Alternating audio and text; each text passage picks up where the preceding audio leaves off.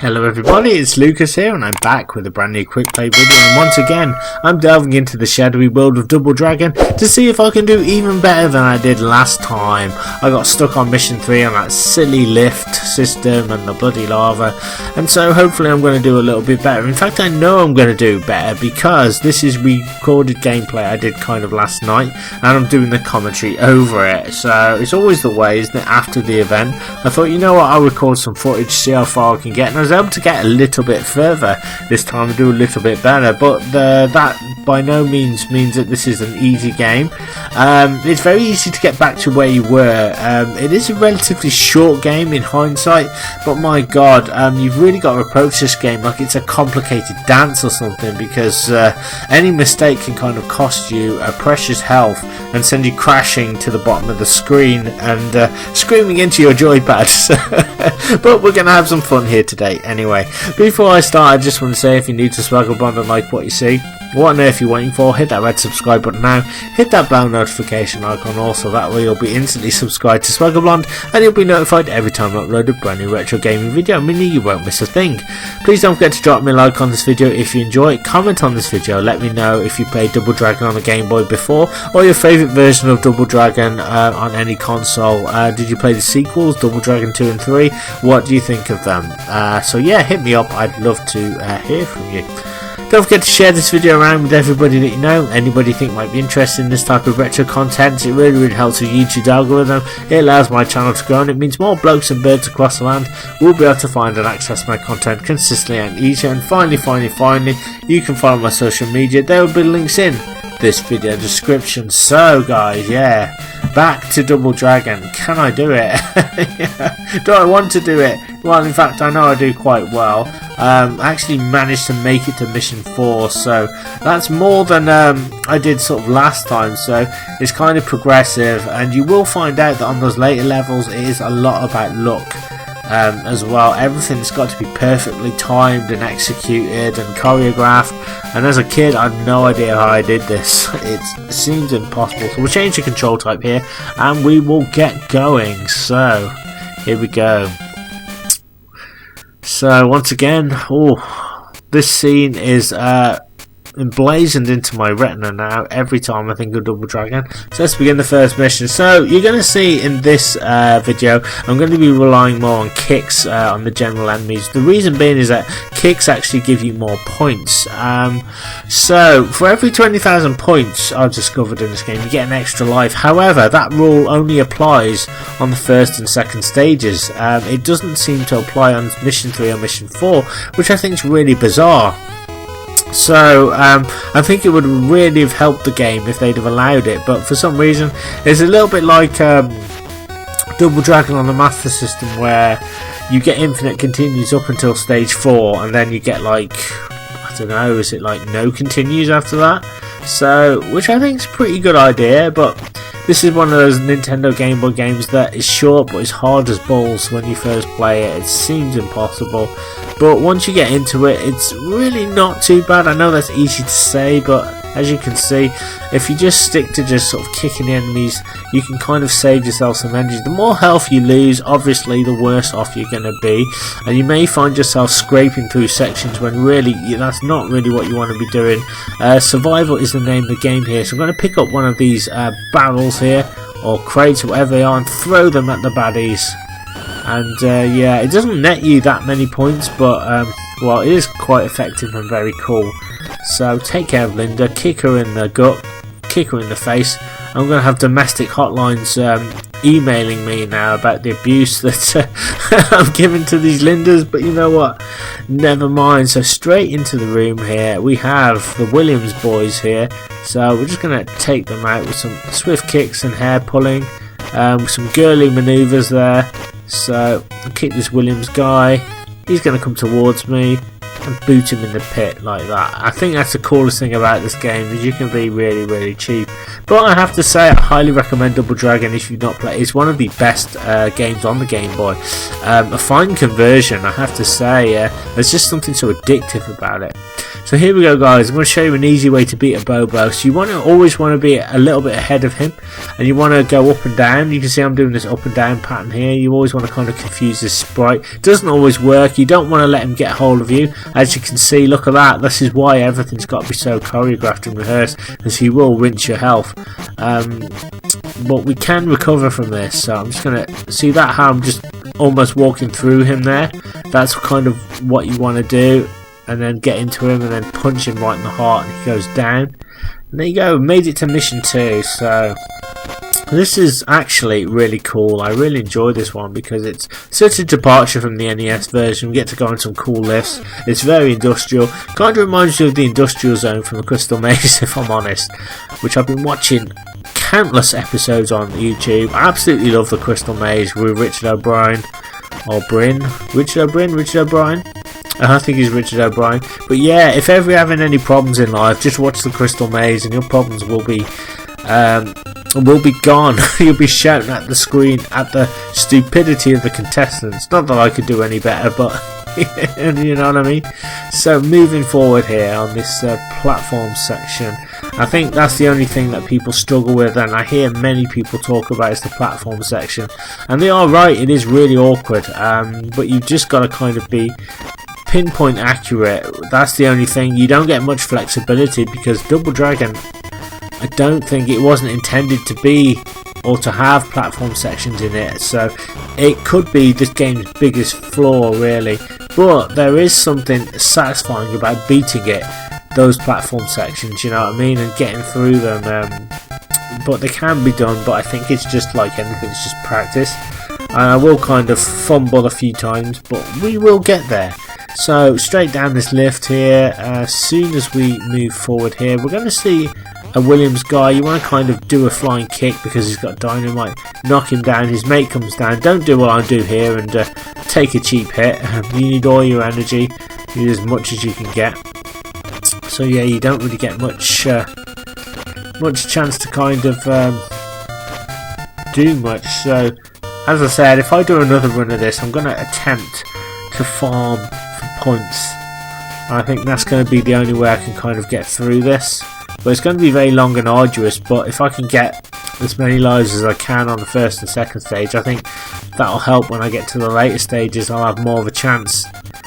As I said, this game does use a checkpoint system, but you have to be through a door, or through a cave door, any kind of area where there's an entrance, and you go through it. That's where you'll start from, provided you have at least one life left. If you lose, so yeah, mission 3 for example, you saw last time, I believe that I lost on the Abobo and I went straight back the first Abobo because I didn't go through a door, so it puts you right back at the beginning. But people think, oh my god, it's long, and it's not really that long. It doesn't take that long to get back to where you were. I think it's just annoying. I think that's the thing. We have a Shintai here to beat. This guy's pretty easy, very fun to beat as well. I always like to kick him in the head. It's simple. I was really intimidated by these guys when I was a kid as well. You know, they always seemed harder than they were. And there we go.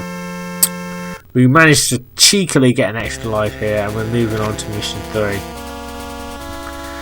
So there we go. So I'm doing alright. So this mission is one of the loveliest looking missions on the game. Kind of reminds me of Kirby's Dream Land with the trees in the background. It's a shame I'm not playing that game right now. But even that can be a bit violent. So Williams guy in the tree, nice touch. We will be coming to the Bridge of Death very shortly, and you will see why I call it the Bridge of Death, because it's just knocked many countless players off their perch. So this is how I approach it. I don't mess around, I just go straight for the eye of the storm, and then as soon as I get to the other side I go down a bit and I knock Linda off. Don't worry about this Linda, because she always falls in. I've never seen her make the jump, so you know, it could be water, it could be lava, I don't know. It just seems a little bit unfair, but that's just the way the game is. Just moving on here, kicking more booty. Quickly move up there, didn't get hit by the boulder. Nice try. but wrong. So what have we got next? I think it's like Linda next. Yeah, so I've done this game so many times, like over and over. I kind of know what enemies are going to come next. Boom. But yeah, definitely I might try the NES version actually, and like compare that to this one. That one's one I can actually probably get further on that one than I can on this one. So what's this dude doing? Knocking down a hole. In fact, I think that one uses a respawn system. I'm pretty sure it does. So that's food for thought, really. Something I should really consider. Maybe. And we're going to move forward. I mean, I do own a Game Genie, so I could potentially cheat, but I just feel like that would just dampen the experience of the game. You know what I mean? Just to see the end screen. I mean, it is possible. I want to beat it legitimately. Oh, the good old Game Genie though, back in the day. What a great contraption that was. A lot of fun as well. I don't care if it bugged up your games and messed with the code. It was always good to like have extra lives or to moon jump in Mario. But anyway, coming up to this point, you saw that I just stuttered slightly to the right. That's what you want to do here. If you like go really fast, you'll spawn another Chintai on screen. Even though there are 3 and 2 are going to spawn anyway, you don't want 2 right away. I think you want to kind of just be eased into this one and try and take them out as carefully as you can. So no matter how slow I go, 2 are going to spawn, I believe. Actually, it might be possible just to get that one to spawn with the knife or the sword. That sword looks way bigger than I've ever seen it on any version of Double Dragon. So yeah, I'm taking stupid damage here, which I shouldn't really be doing. But I've taken care of the one Chintai. We'll pick up the knife or sword, and you can kind of throw it back at the enemy, make him gasp. I like his hair though. The Chintai's hair, it looks pretty cool. If only I had hair. I miss those days. So anyway, pop up this little alcove here. Oh, sorry, up the little ladder and into the cliff edge. Carefully jump across. It's not super difficult. You do have a lot of room, so you should be fine. And you'd think this would be the end of mission 3, but it's not, believe it or not. Even though there's like a boss here, it really puts you through the ringer. It's like, you know, you're in high school now, basically. Things are going to get a little bit more difficult. So, knock the guy down. And here we go, another Abobo. So yeah, same thing as before really, though it's so easy to get caught out. Just knock him down at least 5 times and then you've won. But you've got to get him in the right rhythm, that's the hardest thing. So 3 hits, if I can just get another one. There we go, one more should do it. Can I get a flawless? Yes I can. Boom, there we go, Abobo goes down and we're moving forward. So this is the most annoying part of the game. The cave system. I mean, countless gamers have lost their mind to this section. It's exactly the same as the NES version.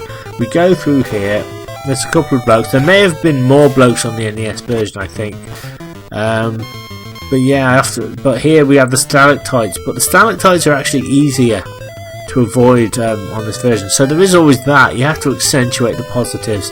And I just find it really interesting that like the lives look very different to what Billy is. They don't look like him at all. Look, they've got this huge orange afro. Kind of reminds me of Colin Hunt from the Fast Show. Look him up if you've never seen it, but you will see what I mean. And this stupid boulder as well. It is possible to avoid the boulder completely. Sort of when you get to the end, but it does kind of respawn. So as you can see, I've just taken like massive amounts of damage from that boulder. I think I might have avoided a hit, but there we go. So we just come across to the other side. We have the pit of death. This is what sort of killed me last time. The lifts and lava. See that? I should have made it. Like physics would dictate that I should have made that, and it just didn't happen for me there. So yeah, it's going to take me a while I think to get through, but we'll do it eventually. It's just like anything I suppose, it's just practice. You just got to keep going and just keep doing your best, and you will get there. I think that's the way to do it.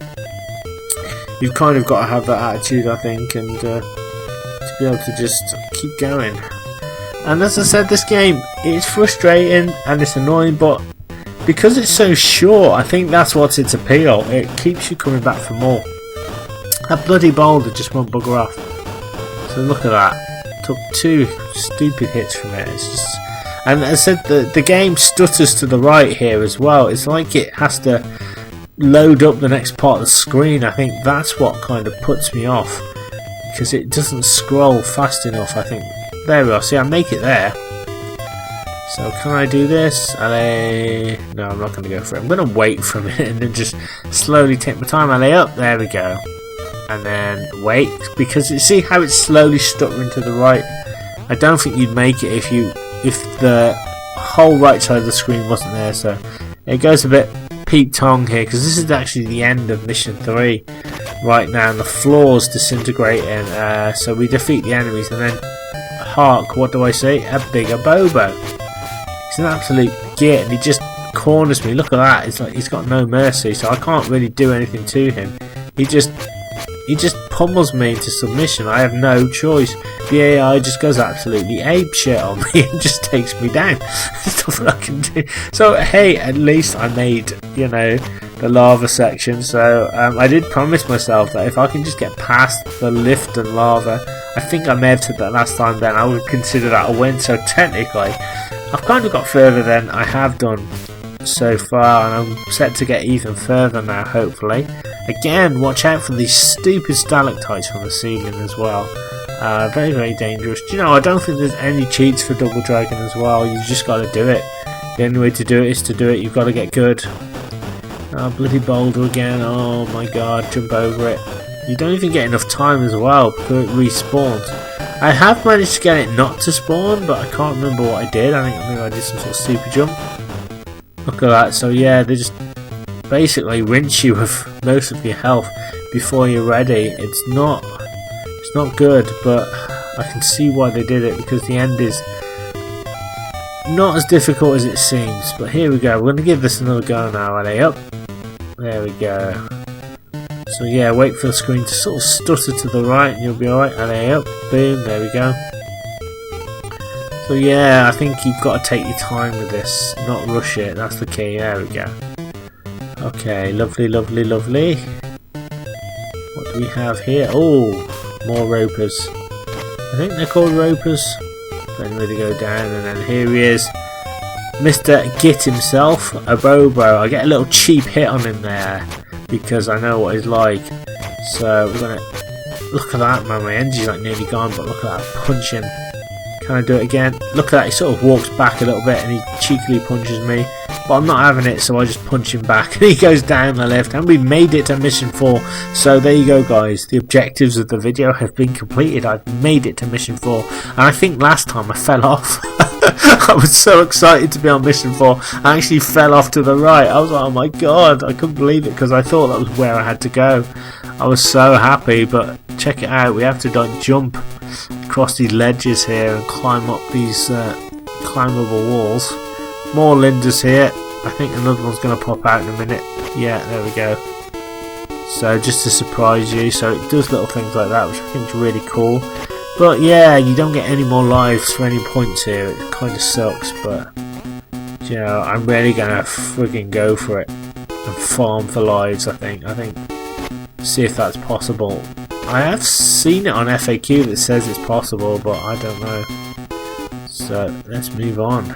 So move up the wall. I don't think this was even in the NES version either as well, so it's kind of a nice inclusion. Jump across the gap. I have to check. I think the NES stage might be a little bit shorter anyway by comparison. I don't think he's got those doors that kind of suck you into spikes. It does have the wall, you know, the blocks coming out of the wall, which are really hard to avoid. So we'll just take down the Williamses. So they try and surprise you here, but the enemies aren't that much tougher than what you've already faced. So it's kind of like, you know, it's gone down like a lead balloon, really. I mean, if this is the best the Shadow Boss has got, then yeah. Apart from the nasty traps, you'll be absolutely fine. So just kick him down, and then that third door should open, and more Williamses. The Williams brothers, and just boot them down. And boot them down. There we go. Boot them down the hatches. Right, and we made it to the top of the stage, so we're almost at the final section actually. So take out Linda, grab the whip it good. When a problem comes along, you must whip it. Let's just whip him into submission. So there we are, live out my dominatrix fantasies. Anyway, let's move forward because we have more Lindas to take out, and there's a Shintai behind that door, I think. Is it one Shintai or two? I can't remember. It might be two actually. I can't see him give me one, so I'm going to say it's two. Yeah, there's two of the buggers. So once again, it's the same thing. Kick him in the head. Try and get a bit of distance as well when you do it. Keep moving and just keep being careful, and just that's all you can do. I mean, like, the pace I'm going, I should just do it. But yeah, this one example of where, as I said, mistakes will cost you health, and as you can see, I'm making a few mistakes here. The more mistakes you make, the less chance you've got. But it's not too bad because we're near another section. So once I take the enemy out, it'll be fine because my energy will get topped up in the next area. Boom, there we go. So I've at least made it. So this is where it's all going to go tits up. So I get to this part, and as you can see, it's very recognisable from Double Dragon. It's the final section in the Shadow boss's lair. Again, we've got this nice massive sword, and I'm thinking maybe I can keep hold of it. You know, something's telling me I can keep it because, like, the arcade thumb doesn't seem to appear. So I'm hopefully, if I can keep that, I might be able to hang on to it. So again, this is where it goes, it falls down. Well, maybe not because there's the hand there. So we got the Stone Cold Steve Austin school doors, and these are totally random. They open at random, and that's why I say this is luck based, because they just do what they want to do. And if you've got to defeat the enemies before they open and close, I think that's it. So I think jump kicking is, but look at that. Like, if you're even in the wrong area, you'll just get sucked in. So it's like you've got no choice. So it must have been luck that I got through that as a kid. That's the only thing I can think of. So it doesn't look like I can keep this thing. It would be nice. It's a great weapon. There we go, we just knocked him down twice. And again. Come on, let me pick it up, Oh, it disappears! Oh, no. What a bastard, they don't give you anything on here. So yeah, these bloody doors. No idea what I did as a kid. No idea how I was able to do it, but yeah, it's a lot. I think I almost do it here as well. That's the sad thing, is I almost make it happen. Look, I just land in the door. I think I should have stayed away from the door and let her come to me, but how would you even know that if the doors are random? So there you go, guys. That was the second attempt at Double Dragon. Absolutely enjoyed that. Absolutely fantastic. I'm definitely going to be trying the NES version, I think, next. See how far I can get on that. I think I can probably do better on that one than I can on this one. But this one's got some added bits, so, you know... but it's still a really cool version of Double Dragon, very addictive, and I just find I can't stop playing it. I absolutely love it. I'm transported to when I was like 11 years old again. It's fantastic. Great dragon action on the go, I think, as well. So, all else left to say now is thank you very much. This has been Lucas from Swaggerblonde. Thank you so much for taking the time to check out one of my retro Let's Play videos. I really appreciate it. If you're new to Swaggerblonde and like what you see, what on earth are you waiting for? Hit that red subscribe button now. Hit that bell notification icon also, because that way you'll be instantly subscribed to Swaggerblonde and you'll be notified every time I upload a brand new retro gaming video, meaning you won't miss a thing. If you have enjoyed this video, then please don't forget to drop me a like on it, comment on this video, let me know what you think of it. Let me know if you played Double Dragon on the Game Boy before, any of the sequels, any of them on any system. I'd really love to hear your memories of this fantastic series. Don't forget to share this video around with everybody that you know, anybody you think might be interested in this type of retro content. So it really helps with YouTube's algorithm. It allows my channel to grow, and it means more blokes and birds across the land will be able to find and access my content consistently and easily. And finally, you can follow my social media. There will be links in this video description. Thank you so much. It's been an absolute pleasure to bring this to you today, and you know, I just absolutely really appreciate the support and likes and things that everybody does when they come to this channel, and I hope it's a place that you guys can come and relax and unwind with a nice cup of tea, and hopefully it will remind you of some retro memories as well. Thank you so much. I'm going off now for a nice hot cup of tea. Take care of yourselves, and I'll see you next time for another retro video.